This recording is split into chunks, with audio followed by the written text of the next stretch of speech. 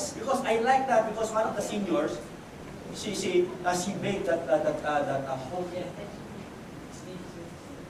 My mistake, I didn't open it. And also the giver, there's also a mistake. She didn't tell me, Pastor, hopia is inside the box. She just gave it to me. Right? If we will compare the gift of Jesus Christ or God to us, He say it to us from His Word. What is that gift? And then we know that we need to open that gift.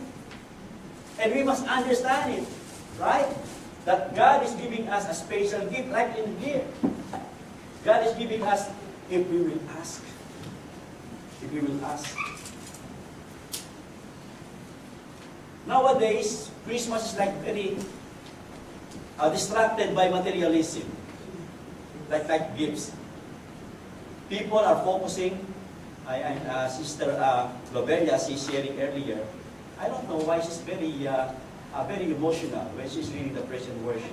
Alright? Very emotional. I don't know. Baka napapaalo na. Okay. Huwag naman, she's. But if you will see here, Christmas sometimes, it covered up a lot of like activities, parties, and everything. And it really totally forgotten that what it really means. That God has a special gift for us. A special gift. As early as October, we have already Christmas party to go to. As early as October. November, December, we are so very busy.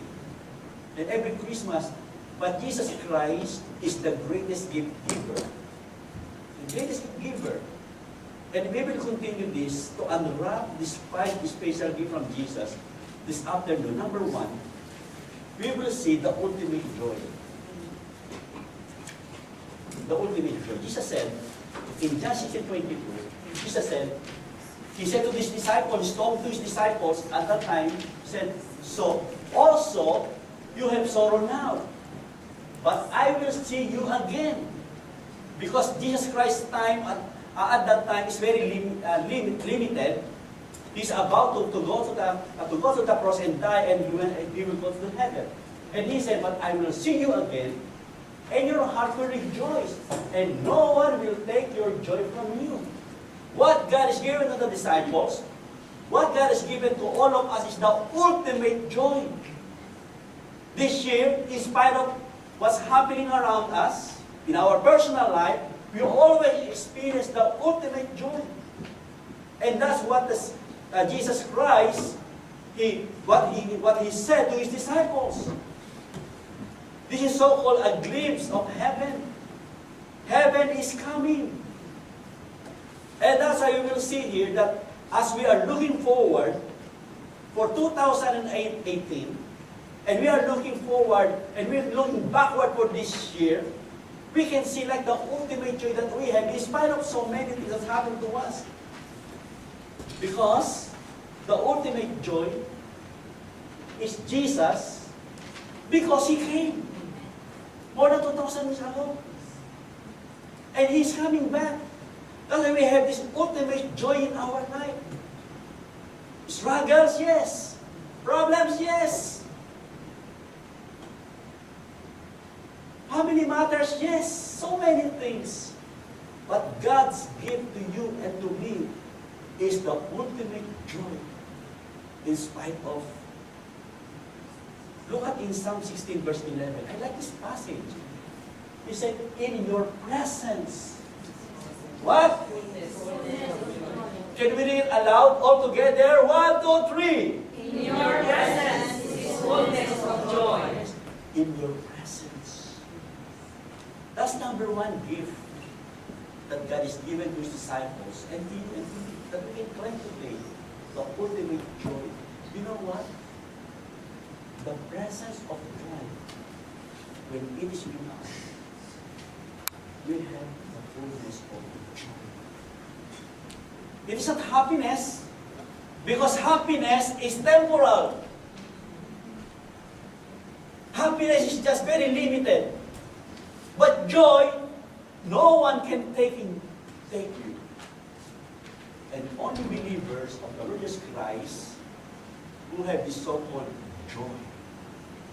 In spite of problems, in spite of challenges, in spite of many things that falls on us, there is still joy, the ultimate joy.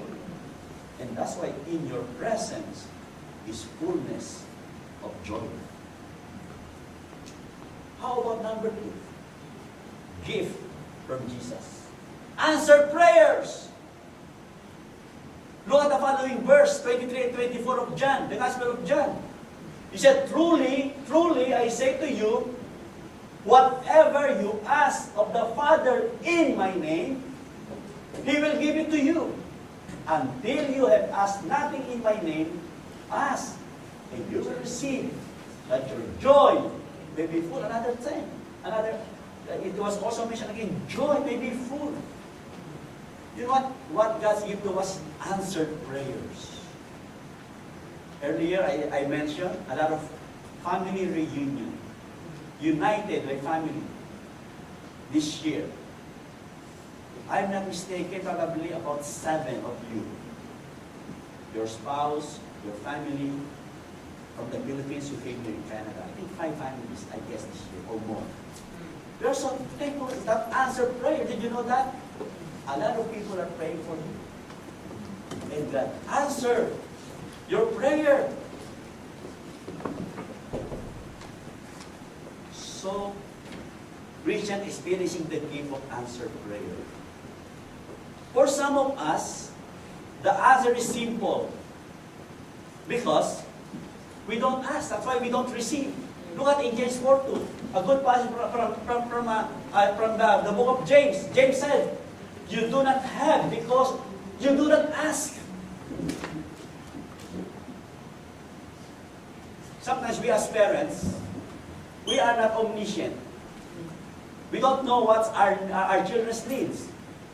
Most of the time, our children need to say what they need before we give it.